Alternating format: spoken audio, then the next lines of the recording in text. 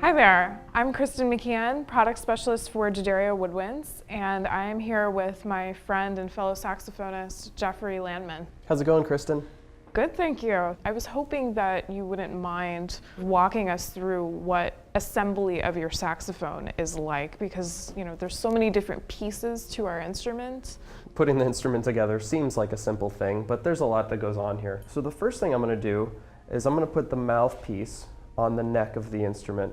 The reason I start there is because I want to make sure that I put the mouthpiece on the neck without bending the neck. It's possible to do that if you put the neck in the instrument first.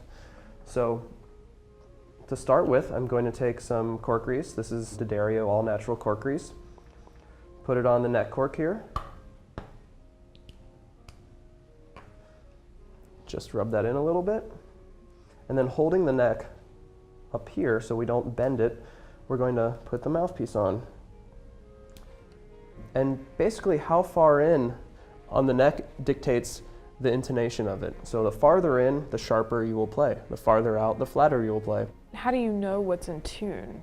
From experience of playing your instrument and your setup with other musicians, with a tuner, you get an idea of where the mouthpiece should be to get you in that range of being in tune. Obviously, once I start playing, I'll make some more adjustments. Okay. So once my mouthpiece is on the neck, then I'm ready to put the reed on the mouthpiece.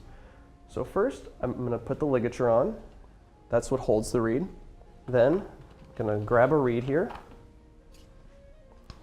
I'll put it in some water very briefly. The water helps the reed to vibrate. That's of course what makes the sound for our woodwind instrument.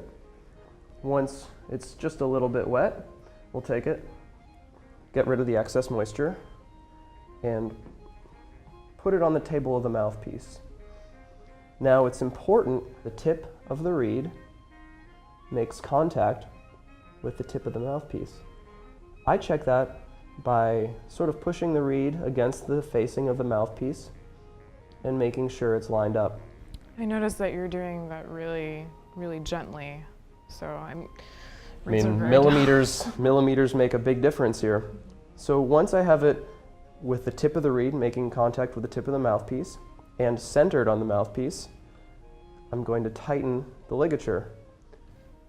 How much do you tighten your ligature? Not too tight, finger tight. It shouldn't be loose on there, but we don't want it to be so tight that it makes the reed vibrate less. So here we've got the whole reed, mouthpiece, ligature, and neck set up ready to go.